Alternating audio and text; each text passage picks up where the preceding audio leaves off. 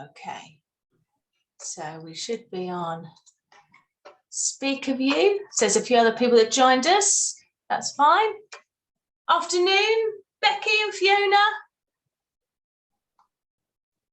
So we shall get started. It's 12:30 and we shall get started. I'm just getting my slides up ready and I can share them. So welcome everyone. If there's a few other people jumping on in a minute, that's absolutely fine. You're eating lunch, are you, Becky? Okay, that's fine. No worries. It's lovely to see you all, and if you're watching on replay, it's lovely to see you as well too. I'm just going to welcome my two special guests that I've got with me, which is Tulai and Georgia. Both have been a very big part of my personal growth over the last year. And I'm very privileged and excited that they are both here joining me for this event. And Tulai is a mindset transformation coach, and Georgia is a 4 times published author, speaker and writing coach.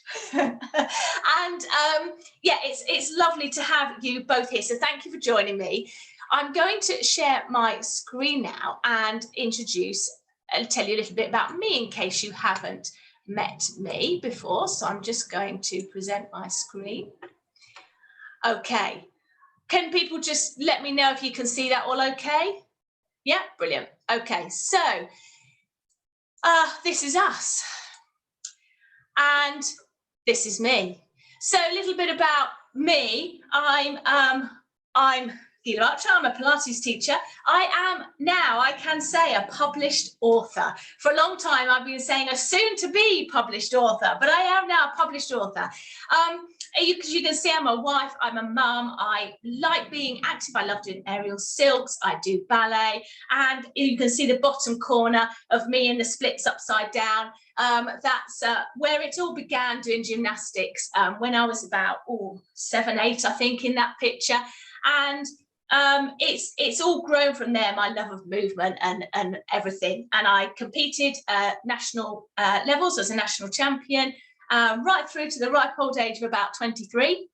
And I've still loved, I coached gymnastics for a while, I coached trampolining, I've been a physical development consultant and everything around movement. And that my journey has brought me here to you, where I now run my own business, Gila Pilates, helping busy women to just enjoy moving and feel fabulous. That's it in a nutshell. So before we get started, I would like to ask you before I ask you some questions, I'll just recap on the aims, what we're aiming for with this session. It's about sharing with you a different perspective, a different approach to exercise for busy women. Sort of challenging our beliefs, our way of thinking really about exercise, and why we so often feel we never have enough time for it. And we always put it at the bottom of, our to-do list. And so by the end of this session, you will have at least 3. I'm sure you're actually going to have tons of stuff more, but at least 3 actions that you can take away with you and to start help you incorporate, I'm saying exercise at the minute, into your life in an easy and enjoyable way. Okay, we will elaborate on a bit more on that as we go. So let me just ask you some questions, just things to sort of a bit of self-reflection to have a little think about. You can, if you're live with me now, you can put the answers in the chat box if you want to. On replay, you can write it down, have a think about it. How much do you move during your day? So 0 would be very sedentary. You sit for work, you drive a lot, you sit down and eat your food, you sit down on the settee at night, you basically, everything you do, all your activity is sitting. Right up to 10 where you are quite active. So have a think. And I'll share with you some research that shows that British people sit on average for about 9 hours a day. And the same research shows that if you actually sit for more than 4 hours a day, it can be harmful to your health. So that's quite scary when we think on average, most of us are sitting around for about 9 hours a day. I'd like to point out that I'm sitting on a ball here, just going to bounce up and down. Georgia's standing and dancing around. So it's about, you know, I thought, you know, yeah, George, Lara's just stood up now. It's about keeping moving. That's it, get up and move. Because we just do too much sitting in our days. So I haven't got the chat open. Let me just open the chat. So 6, 7, 5. Yeah, Georgie, you're like me, a bit of a fidget, but it's good being a fidget. It's good to fidget. 3, Becky. Okay. Yeah, thank you for sharing. It's really good to fidget. And on a slight tangent here, we always say to our children, and from coming from a primary school teaching background, it was always, it's so easy to come out of your mouth, just sit still. And you say to your children, will you just sit still? Just sit still. But they need to fidget. They need to fidget. We all need to fidget for lots of reasons. And I won't go into that at the minute. But if you're interested, ask me. Okay, next question. How often do you exercise? So never. Just don't do anything. That's fine. If that's the case, it's not a problem. Or 10, you know, at least every day. What's interesting is that the word exercise comes from the Latin word exercere. I don't know if I pronounced that correctly, but it means to keep busy. And we often associate the word exercise with hard work, punishment. You know, we've got to get really hot and sweaty and, you know, feel the burn, you know, no pain, no gain. All of these things are associated with exercise, which can often then not make it feel very appealing to do. So let's put, Gila put about an 8. Yeah, it varies, Lara. So day to day, depending on what you're doing, as your exercise. Okay, brilliant. Right, let's have a look. How much do you enjoy exercising? How much do you actually enjoy doing it? Does it feel like something you should do? Or do you love it? Can you not get enough of it? And as we know, anything that we enjoy doing, we're going to want to do more of. Yeah, if you enjoy it, that you look forward to it, don't you? You want to do more of it. So that's our aim. Let's see what people have. So till I've got about 8. 10 when it goes as far as 10. 8, 9. Yeah, when you've chosen to do it, Lara. Okay, good. Yeah, and so lots of different things there. So yeah, dancing, Georgia, stretching, love going on the bike. It's different things, isn't it? Different activities. Becky, you've got 5 or more if you like it. Okay, so you like swimming. Good. So that's an activity that you look forward to. Yes, good. If someone said to me, oh, would you want to go for a run? I'd be like, I'd have to really force myself to do it. But if someone said, do you want to come and do some ballet? I'd be there like a shot. So it does depend on what you do, what activity you do. And so it's really important, I think, to find something you enjoy doing, because then you're more than halfway there. Okay. How would you rate your self-care? So, you know, we're busy, we're rushing around, we're often, you know, sorting out everyone else first, looking after everyone else. How would you rate it? 0? Is it like, well, what self-care? Sorry, I'm too busy sorting everyone else out. Or 10? No, it's a priority, because self-care is not selfish. It's not a luxury. It's not sort of one of those things you say, oh, it's my birthday, so I'll treat myself to a massage once a year. That's not self-care. That can be part of it. But self-care can be all the little things we do every day to look after ourselves, all the choices we make. So let's have a check-in, have a look and see what people have popped. 5, 8, 9. Yeah, good, Georgia, take care of me. Absolutely. Ourselves, we are the most important people, and we need to look after ourselves first. because then we're going to be better able and be a better version of ourselves, you know, in order to look after other people that we want to. But we've got to look after ourselves first, and I'm sure we'll come back to that more as we talk. Okay, how do you feel when you don't exercise? Do you feel rubbish about it? Do you feel guilty because you feel that you should have done? You said you were going to and you didn't, and now you feel guilty and you beat yourself up about it?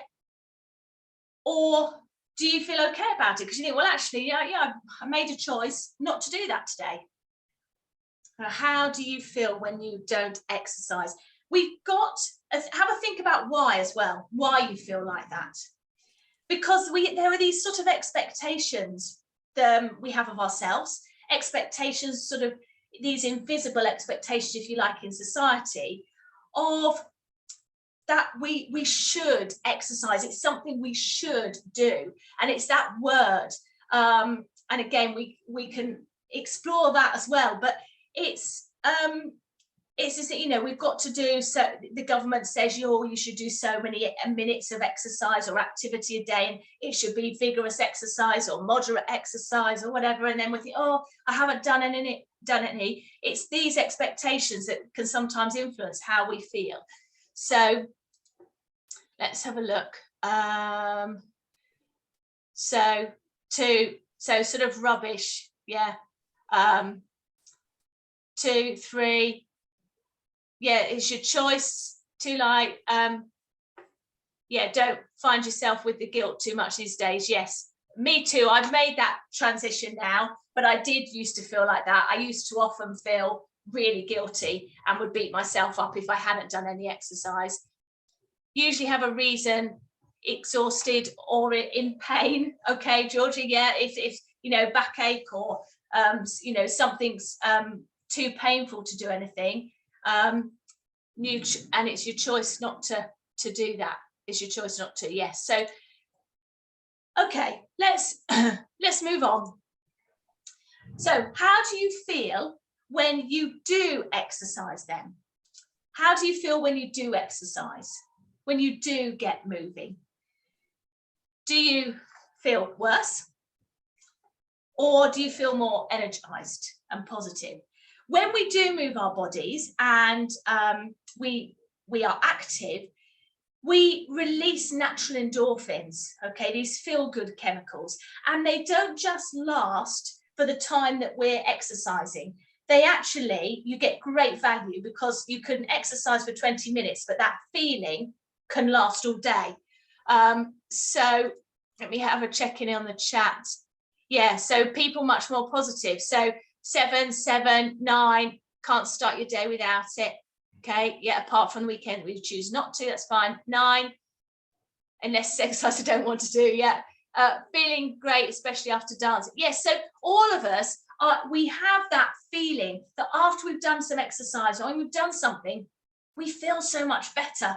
And I know I've had this as well, loads of people I teach, and they say after a class or after a session, that's just what I needed. I feel so much better now for doing that.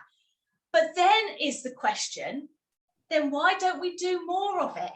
If we have that feeling afterwards, we're like, and it lasts all day, and I think, yeah, I feel really good about myself. You know, my back isn't aching anymore. I feel like I've got more energy. I'm less tired. I feel more positive in my mood. I can concentrate better, etc., etc. Then why, when it then comes round again, do we sometimes, you know, we fall into the talk of, oh, I don't want to do it. I should do it, when we know how good it makes us feel. So how often do you say you have no time to exercise? So 0, never say it. Or 10, it's your favorite phrase. Like it used to be my favorite phrase.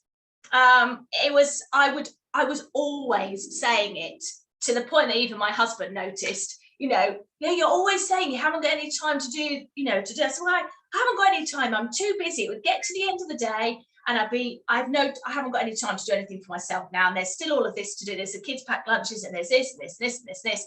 And it was my favorite phrase. And it's when I work with many women now over several years, and this seems to be the biggest obstacle that we find is time when it comes to doing exercise.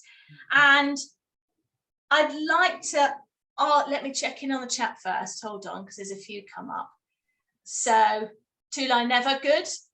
Seven still working on it. Yeah, good. Okay, it's something that is a process. It does take time. You don't just stay at one day and then stop the next.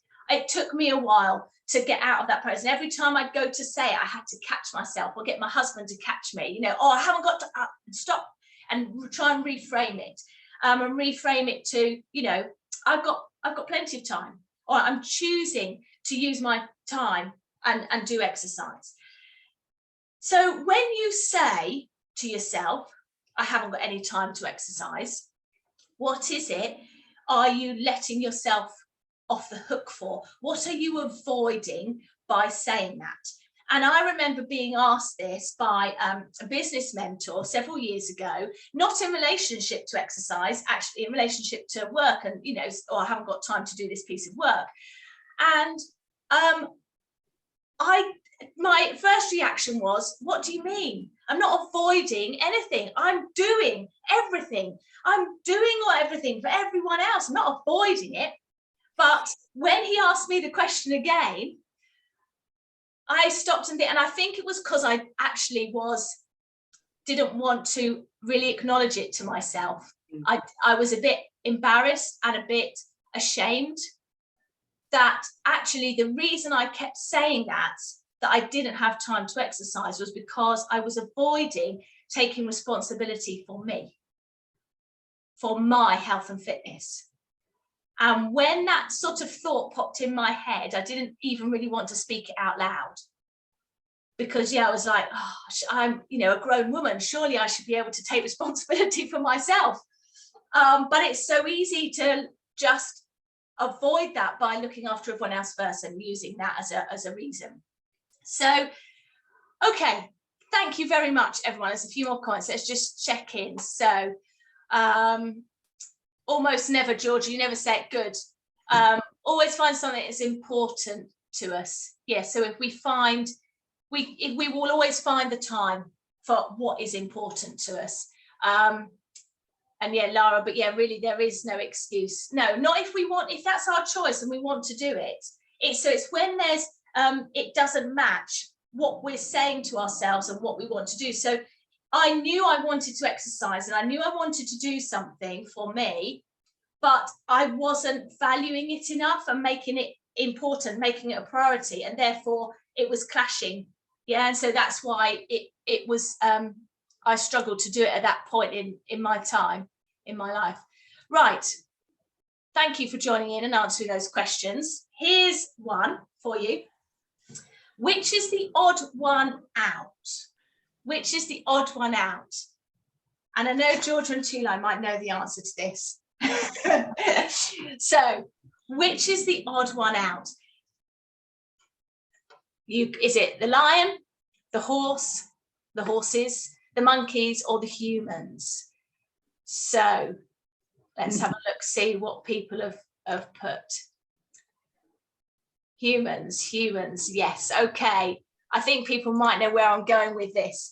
Right, so yes, it's the humans. Why? Why are they the odd ones out? Well, I will tell you, we are the only animals that exercise, move for movement's sake. All the other animals, I mean, you hardly ever see a lion move, do you? They're always just sat in the grass regally, just, you know, looking around. They only move if they're hunting for food, you know, catching food, they're escaping danger, perhaps they're attracting mates, defending their territory, playing, you know, but they don't move for movement's sake. You might see a hamster in a wheel going round, but that's because we've taken that hamster out of its natural environment and we've put it in a cage, and so it hasn't, you know, it's got its exercise going round and round its wheel. We have not evolved to exercise as humans. our natural instinct is to conserve energy. So when you come in from a day of work and you feel absolutely shattered and you're thinking, I said I'd go out to a class or I'd do some exercise, but actually just collapsing on the sofa with a glass of wine or whatever looks far more attractive, that's actually, don't beat yourself up about it. That's your natural instinct. Your body just wants to conserve energy, and it's just keeping you safe. Exercise is a modern invention designed to combat our sedentary lifestyles. I'm going to start bouncing again because we've been sitting still. So yeah, we sat all the time, and it's something, is like I say, a modern invention, and because we are sat all the time, and there's lots of health implications with that. So the first sort of point, the message I want to share with you is, let's stop beating ourselves up about exercising, because we haven't evolved to do it. Okay, it's a modern invention, and when we are busy, we've got family and we're running careers or jobs, whatever, we're living life, we're doing lots of things, we might just need a different approach to exercise, one that works for us as busy women in today's world. Okay, what if I told you that you don't need to exercise in order to be strong, fit, healthy, look after your physical and mental health? You can just cross exercise off your to-do list. It's done. Okay, there's a different way, a different approach. And this is my approach that I use and I share now with many women, and they use as well. And I call it, it's BEST, Best Empowered Self Triangle. And there are 3 key elements to this triangle. It's about how you think, having a positive mindset. It's how you are being, your behaviors, your habits, and having powerful habits that benefit you.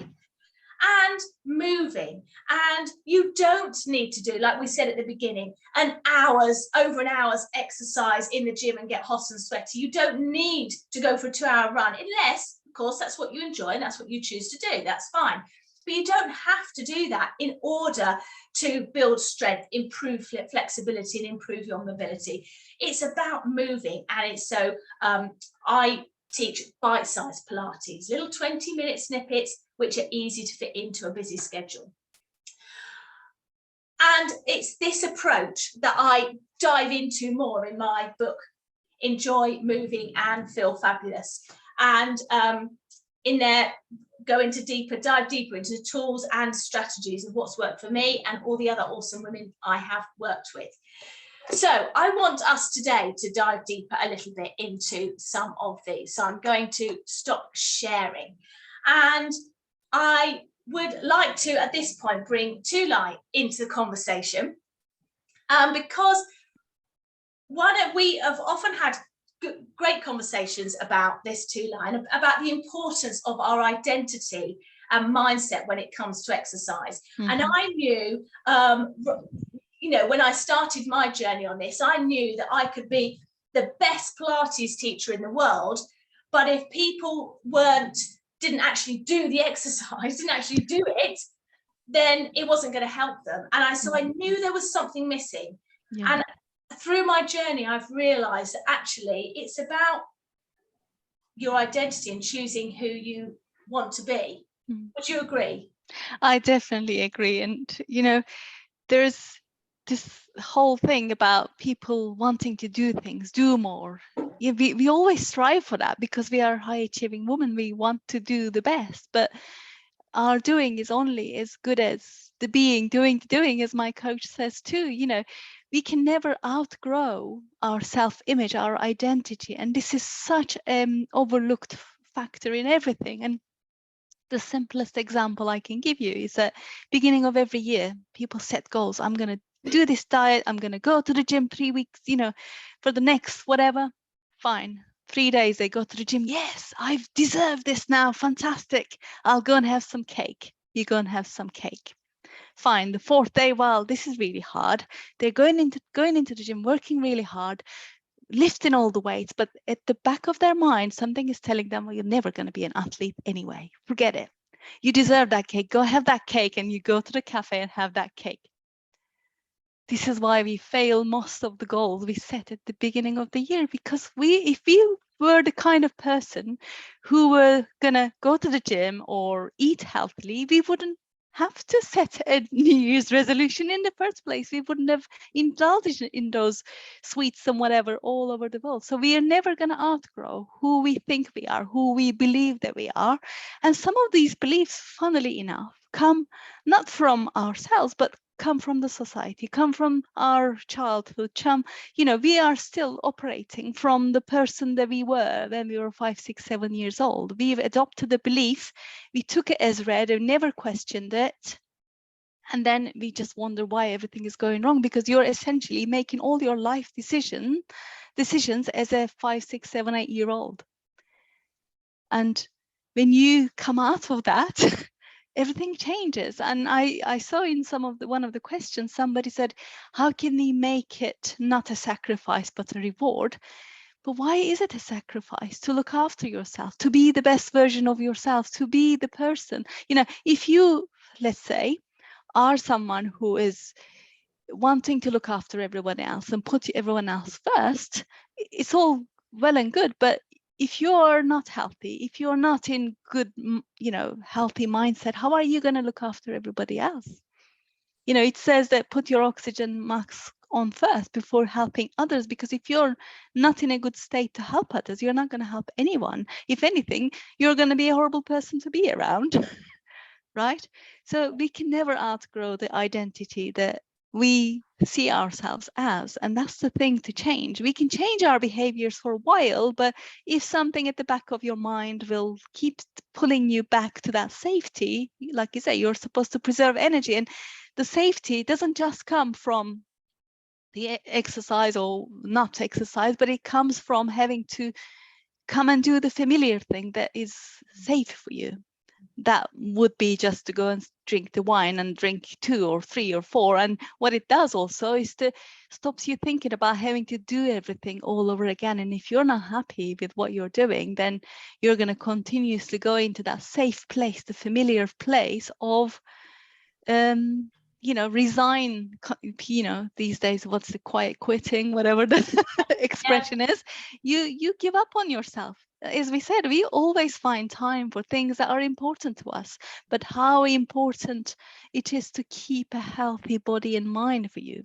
You think, oh, my family is important, but then if you're not looking after yourself, how are you going to look after your family?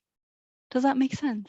Yeah, absolutely. And I mean, it's very much, we talk about, being busy and busy women and everything. And I think that's an identity. And I think It is an identity that is held in quite high regard in society. It is. It's like a badge of, oh yes, well, I'm busy, I'm doing 101 other things.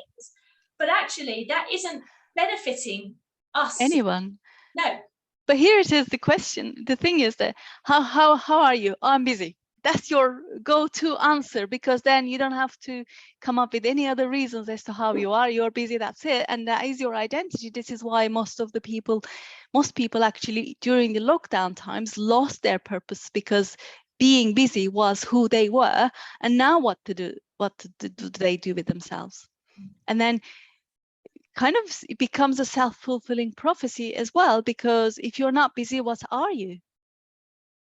Yeah. You become nothing, nobody has any, you have no meaning anymore if you're not busy. And the busyness, you kind of keep doing it in order to fulfill that false identity you created, but then you continuously live with this unfulfilled self. That's where the guilt and the shame and everything else comes, and it's just vicious circle, isn't it? Yes, exactly. And if you're the sort of person, if you are being, that you are a person who is healthy, looks after themselves, you prioritize your health and fitness, you are you enjoy moving, and that's who you are, then actually making that decision to then exercise or to do anything doesn't even really come into it, does it? Because it just happens. Yes, it's not even a decision, is it? It's part of you, because you probably have seen my answers. I was given high answers. How it was is that I have always exercised, and time was never even the thing. I did it before I went to bed. I did it when I got up, and I always created the time. And my current exercise routine of 5 days a week happened after I gave birth to my second child. She's now 6. And when I looked at one of my pictures, I just thought I put on so much weight and whatever. It's like, this is not me. This is not who I am. And then from that moment, I decided that I'm going to change, and I'm going to change by looking after my body. And I could barely lift up my legs. I could barely get on a plank or whatever. But as I grew in strength, I was doing 7 minutes a day, postpartum 6 weeks. Every time I gained more strength and was able to do more things, that gave me the fuel to go and do more. And now the only time I choose not to exercise, I don't exercise if I'm really ill. Yeah. Or if I'm on holiday, then fine, I've been walking around all day anyway, so it doesn't matter when I don't. But then I still do my stretches or whatever. It's no longer a decision. It's just part of me. I get up just like you brush your teeth, just like you have a shower, whatever it might be. It's part of your day. And when you don't do it, you don't feel good. You don't feel, I mean, it doesn't make me feel guilty necessarily, because I never not do it, like I said, unless it's a choice. But it is no longer a decision. It doesn't have to be, oh, what do I need to do kind of thing. It's just automatic. Yeah. And when it's automatic, it happens, like you say, you don't use the energy to make that decision. Then there isn't the guilt, there isn't the shame, there's not the beat on it, because you've made that choice. Yeah. Yeah, this is who I am.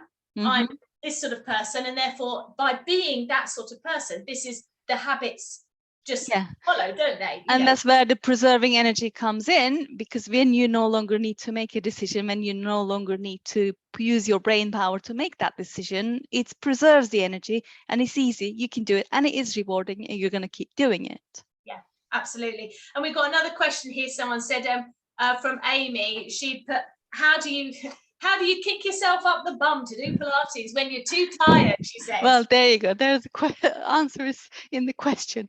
If you were to kick yourself up the bum, you would never do anything, would you? Why would you even have to do that? We've already answered this question in the say that you don't have to make a decision. You don't have to motivate yourself. Motivation for me never works, because it's external and it's only going to work for a while. This is why I gave the example of the New Year's goal setting thing. It's because your friend Karen did it, you want to do it too, because it's externally motivating. But then when that motivation disappears and when life gets in the way, it's going to go. So it never has to be you have to kick yourself to do something. You make a choice. You either make a choice to go and move your body, or you don't. Yeah. You know what the consequences are, and it is your decision. You see, when you do it like this, it's like nobody has to kick you to do anything. Yeah, it's your choice. Yeah, and then because it's your choice, it feels light and easy. Yeah, there's not all that heaviness with it, and it's deciding, making that decision who you want to be. Yeah. And also one thing that I often talk to my members about everything is think about why that, really long term, why is it you want to do this? And I know for me that a real big thing is I want to still be independent and active. I don't want to get to an age where I have to rely on other people to do things for me, just because I can't bend down, like, oh, can you do my shoelace for me because I can't reach, to do it, or can you help me? I want to have that independence and live a fulfilled life for as long as I can. And so for me, that's quite an emotional why, and that, like you say, it's not the extrinsic motivation, it's coming from inside as to why you want to do it. And exactly, that's that's your internal drive to make things happen, and that's why it becomes an easy choice. As I just laid it out there, you either choose to sit there and be, don't move, fine, but then the consequences of that are obvious. That's your choice. Or you choose to move in a easiest, lightest possible way, and then keep building on it, and your body will reward you for it as you keep building your strength and as you teach your people, Gila. And that's as easy as that. But either is a choice, and both has consequences, and it's up to you to choose which consequences you want to live with the rest of your life. Simple as that. Yeah, absolutely, absolutely. Thank you too, Lai. I just my, you know, my sort of approach and philosophy and everything was always there. It was always part of me from when I was, you know, little, as you saw in the pictures and everything. And it was when I'd had a gap when the children were born, and I was sort of, I think, finding who I was now as a new mum and all of that, that things changed. Then when I sort of realized that actually I needed a different approach. I couldn't train at gymnastics or dancing for 13 hours a week because I had 3 little children to look after as well. And so it was about making choices, which I didn't have that awareness then. And so the whole journey I've gone on, and my whole approach and message, I really felt sort of really compelled with that. It made such a difference in my life. And having chatted to other women who resonated with what I was saying, oh yeah, I feel the same. Yeah, I'm too busy. I'm too, you know, and it's like, it's not just me. There's loads of other women, and we're all feeling the same. That I really felt compelled to. I thought, I've got to share my approach and how it's working, not just for me, but for lots of other women as well. And what better way to do that than writing a book, and, you know, sharing that out, and so that other women haven't got to go through, you know, beating themselves up and feeling rubbish about themselves, because life's too short for that. We want to be feeling fabulous all the time.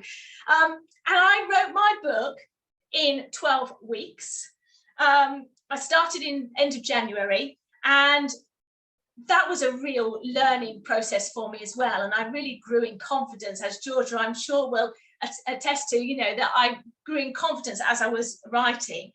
And some people had asked me, you know, how come you've written that? You've got 3 children to look after, you've got a dog, a gerbil, a husband, you're running a business, you know, you've got all of these things, and you're juggling all of this. How have you written a book? And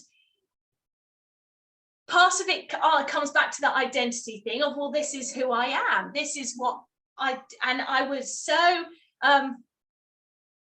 but I just knew I could see that book. And I know I said, like, to you and Georgia back in January, I was like, I can see my book, I can see it.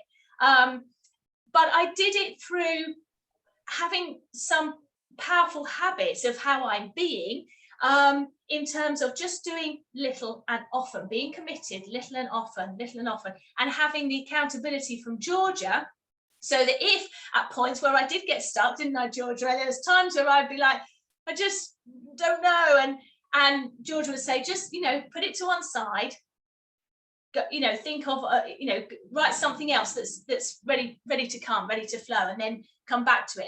And having that break really helped. And Georgia encouraged me throughout the best parts of me to share, you know, with confidence in my writing. And so it's the same approach really with exercise as well. It's that little and often, and having some accountability as well to help you keep on track. I think we all need that. Whatever it is we're doing, it's so good to have someone to just support you, be with there, travel that journey with you, and be your sort of, you know, give you that strength and encouragement and everything, to say, yeah, you can do this, you know, keep going. So Georgia, would you agree with what I've just been saying there in terms of, you know, powerful habits and writing a book and how you do it, and, you know?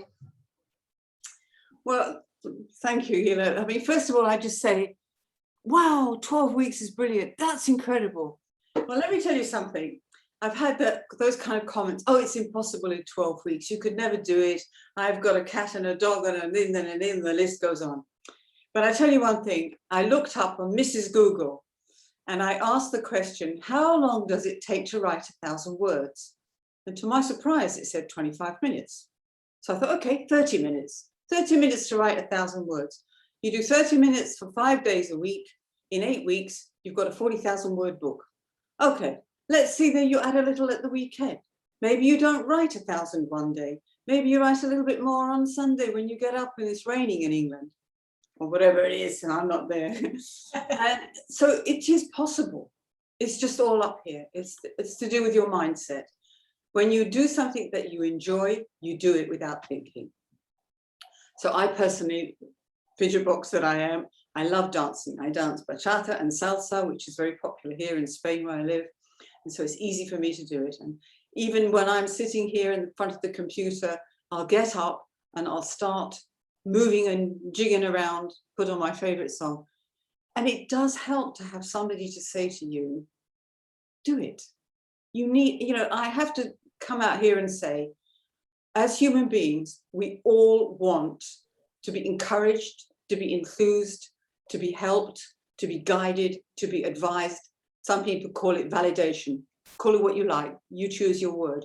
Ever since we're babies, we've been hearing it. I love you. I love you. You're gorgeous. You're a beauty. You're my baby. We all want to hear this, even when we're 95.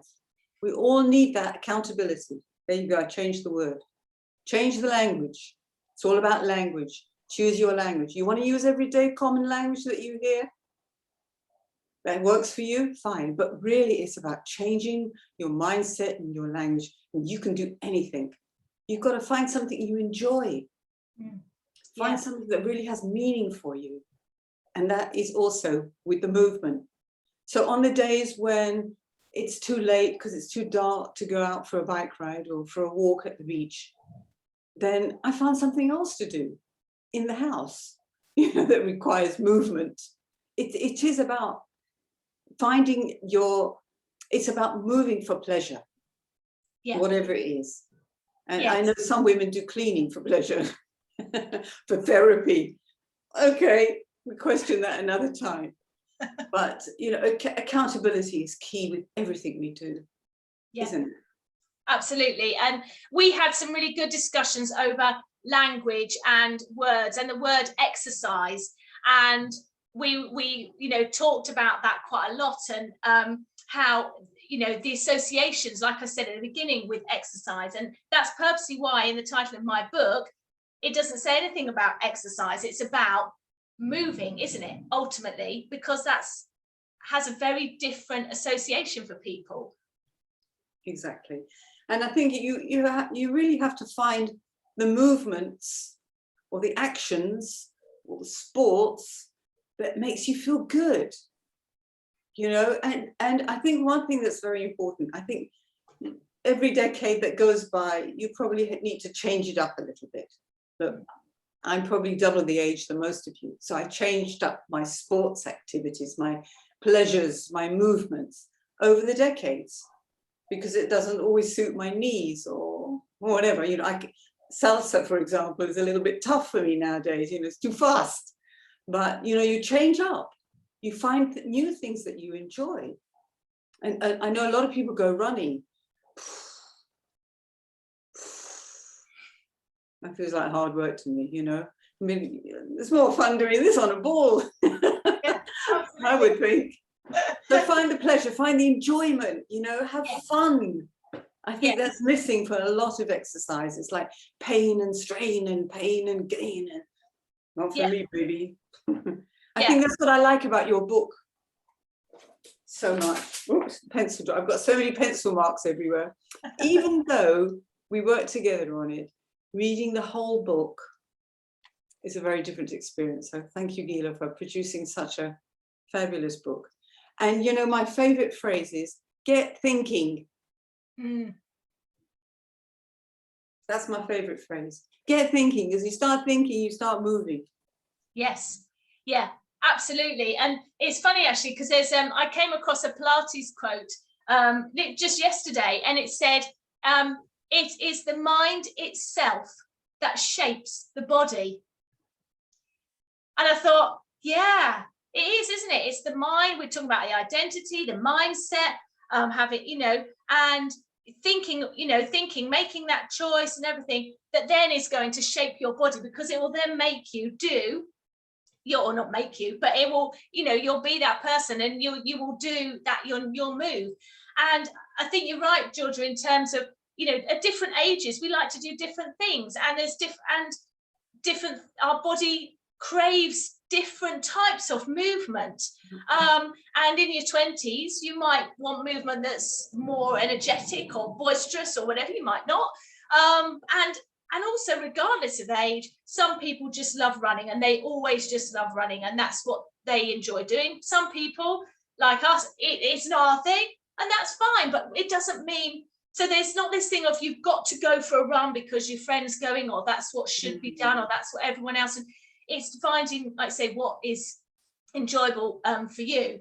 And it's having that support and accountability, like we said, which is what I give, what you gave me, and I give my members in terms of their, their Pilates when they're doing that. And it's all these little habits that build up, and we don't notice it straight away. And so when like I'm writing the book, and you start off and you think, oh, I haven't written very much, I've only written a little bit. But a little bit and a little bit and a little bit and a little bit and a little bit soon adds up, and all of a sudden you've got a chapter, and all of a sudden you've got another chapter, and then and it's like, crikey, there's a whole book. And I just think all of that was in my head. And little by little, and it's the same with exercise, in that you don't go to the gym and walk out with a six-pack. You go the next day, you don't notice it straight away. It takes time, and all the time it's building, and then you start to really, those habits become part of you, and you become part of the habits and everything. And so that's the whole approach, I think, in what I talk about in the book, and that helped me in writing the book as well. Yeah, I mean, I learned that from you. I mean, we always learn from each other anyway, but I learned from you about the patience. I mean, I know it in other things, but I didn't realize it in the movement, in the scheme of movement and action and sports and things like that, that you need to be patient to see the results.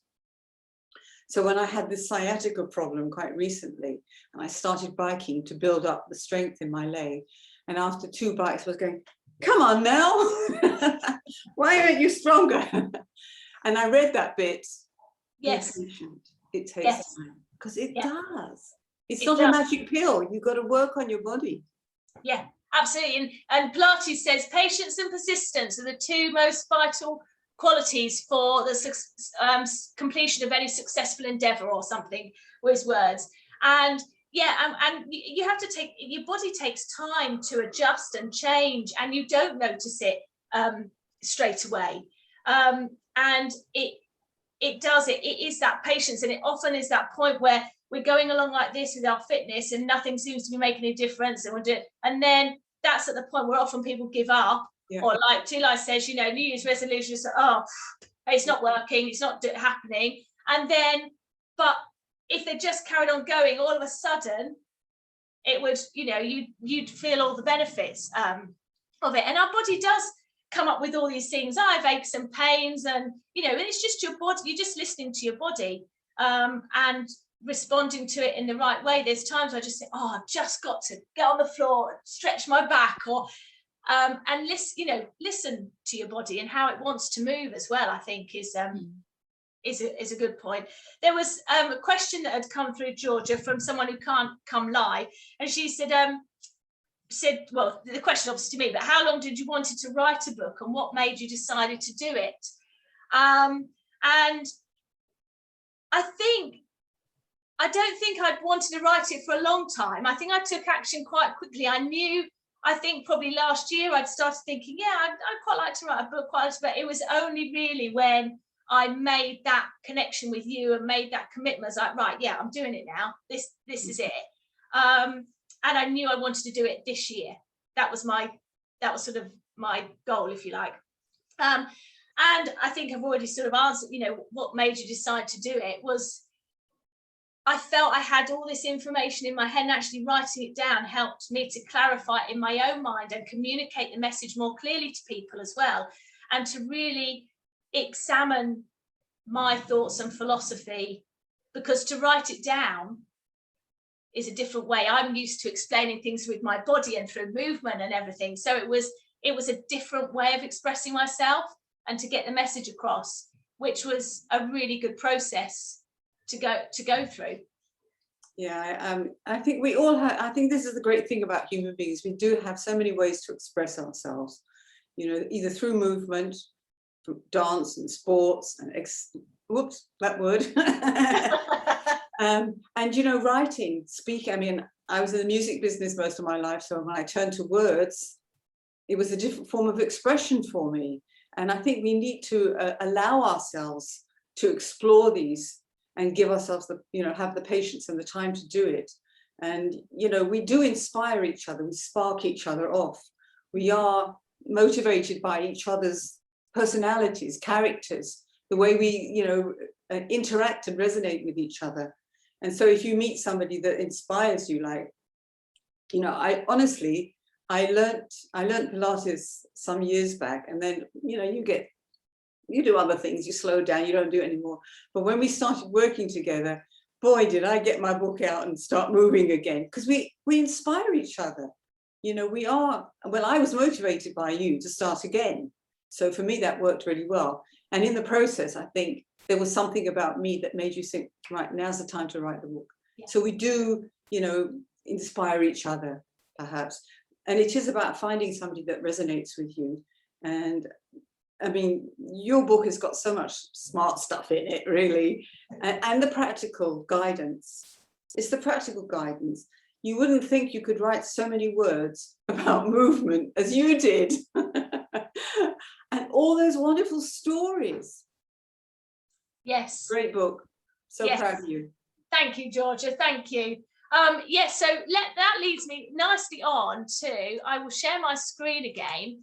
And I will just share with people a little bit, sort of, we've talked around the book. You've probably got a good idea what it's about now, but, you know, it's for busy women. It's for, if you want to be a woman who, maybe you feel busy at the minute, but you want to be a woman who is, wants to build strength, improve your mobility and flexibility. You are ready to take action, make some change, and you want to enjoy moving. There's no exercise there. You want to enjoy moving and feel fabulous.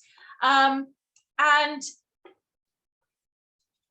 our discussion today is perhaps sort of giving you the opportunity to consider, have a think that perhaps you can be a fit, healthy, strong woman and still be, and look after yourself, and still then be able to look after everyone else and live a fulfilled life and do all the other things that you want to do as well. It is possible. So let me go back a little bit. So it's the book, really, I wrote it. It's a nice pocket, sort of small size, and a few people who have got the book have said, oh yeah, it's brilliant. I can fit it in my handbag or in my bag. I can take it down on the school run. I can sit in the car and read. I can sit in a bath. It's little snippets, easy to dip into and read. And like you said, Georgia, like the get thinking sections and get moving, but the get thinking is writing things down, jot in it, make it like a little journal, your little book. So it's you know, active. So you're actually, it's not a book that's just going to sit on the shelf and say, oh, that looks nice up there, I've got Gila's book. It's a book to take action with and to help you and give you that support, that accountability, if you like, in little bits, little and often. You could just read a little bit every day, and give you that motivation, inspiration, all of that to make some changes, to make that choice. If you are ready to make that choice and think, yeah, this is who I want to be. I want to be a person who, a woman who is looking after herself, her health and fitness, then, and you're not sure maybe how to get started with that, then this book will help you. It's a bit like, as someone said to me once, a friend of mine, she said, I just need, Gila, a mini you in my pocket. And this was actually before I'd even written the book. And she said, so that I can just, on those days where I'm not feeling, you know, like, oh, I've got to do this, or I want to, you know, she said, I've got you there. And so this is it. This is like having a mini me in your pocket. So I'm always there with you. And you can take that action, make that commitment to yourself now, And like we touched on earlier, to your future self as well. So if you have registered for this session, I will send out the recording as well if you're not here with us live. And I will also send to everyone live and who get the recording, I will send you a discount that you can get for purchasing the book as well if you are interested. So I will email that to you afterwards. But I'm hoping that from this session, you will have gained loads of insight, I'm sure, from both myself, Tulay and Georgia, and really think about deciding who you want to be. That's got to be like the first big one, because everything will come from that. Write down why. Why do you want to be this person? And then make it easy. Make it light. So little and often, like I was talking about right with the book and with the bite-sized Pilates, that I think might be my new mantra in life, little and often, because then that builds and builds and builds, and you can achieve great things. They say, don't they, a man who can move a mountain starts by moving one stone.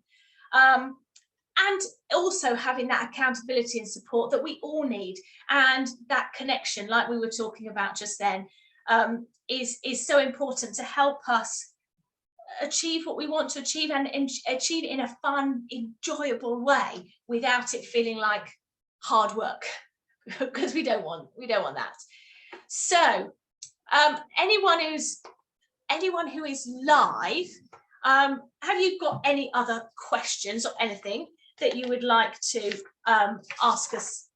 I'll give you a few minutes if you have, or there's a few things in the chat that I've probably missed as I've been talking as we've gone. Thank you, Tulay. I know, Tulay, you wrote the forward for my book as well, didn't you? So you had a sneak read beforehand, and it's a wonderful forward as well. Thank you. Becky said thank you. So if there's any other questions, you can always contact me afterwards if something springs up into your mind afterwards. I think that's probably about it. Tulay, Georgia, is there anything else you would like to say? Any last comments? I just wanted to say, thank you. This is a great session. I love the conversation with Georgia as well, is that the thing about the patience, we lose patience in everything because we want it right now, here, this, we're in a stage, in an age where everything has to happen right now, here, no, whatever. And we focus so much on what we can't see, what is right now in front of us, and forget what we are building, what we are creating, what is to come, and what the rewards and all of that. And, if you're a mum, the child has come in 9 months. It didn't just happen just like that, did it? So, and when it does come early, it comes with its challenges. So be careful what you wish for. Maybe you don't want that thing to happen right now. So be patient. And what is it that you're trying to get anyway by exercising? Are you trying to comply with something, or are you just creating something for yourself, a stronger body? What is the reason behind? Just when you connect with that, there's nothing is going to get in your way of achieving that. Just wanted to mention that. Yeah. Thank you, Tulay. Thank you. Yeah, really important. Just being patient. Patient. Things are coming. Good things. They're always building, aren't they, on the way? Georgia, did you want to say anything else? I'd just like to add that, in this difficult day and age that we're all experiencing around the world, I think it's very important that we take responsibility for our own health. And that definitely means moving our bodies and making sure that your medicine cupboard is your kitchen and your place of movement is outdoors, and spreading yourself and energizing yourself, hydrating, breathing, food, detoxing, and rest. Yes, absolutely. And writing. Yes. It's all of those things that, if we look, we don't want to be having trips off to doctors and all sorts of things. We look after ourselves, look after our health. And there's people say it, don't they? But I I don't think I always fully, until, you know, recently understood the, you know, the full meaning of it is, you know, well, you've got, what's this? Hold on, it will come to me, about your health. It's only whilst you know, whilst you've got it, I can't remember the exact words, you appreciate it, and as soon as we take it for granted, and then once it's gone or something happens, that's when people start looking after and start going, oh, you know, well, my back's gone, so I better start doing that, or I'm overweight, or I bet, you know, or whatever it is, or whatever happens. But we need to, it's looking at that preventative way of looking after ourselves and taking care of ourselves, rather than like taking it for granted, abusing our bodies. It's the only place we have to live in on this earth, so we need to look after our bodies. So and I think your book is a really great way to introduce that mindset for people. Yes, thank you. Yeah, it's that philosophy, isn't it? The movement is important in our lives, definitely. So thank you everyone, thank you. Like, yes, important to enjoy the process and the journey, definitely. And yeah, we get so focused on the goal, we forget the process. Thank you, Fiona. Good, I'm glad you're enjoying the book. Thank you very much. So thank you very much, everyone. We will leave it there, and thank you, Tula and Georgia, for joining me. I know we could probably just carry on talking all day about it. I know we could, but yeah, it's 1:30. I know I can hear my tummy rumbling, so we'll need to go and make some good choices over healthy food now. So have a lovely day, everyone. Thank you very much for joining us. I'll email you out the recording and a discount code for the book. Even if you've already got one, maybe there's someone else that you think could benefit as well, so please share it with them. Christmas isn't too far away. It might be a nice Christmas present for someone. Yeah, have a lovely day. Thank you for joining us, and I will see you all very, very soon. Thank Bye, you, girls. Gila. Bye. Take care. Bye.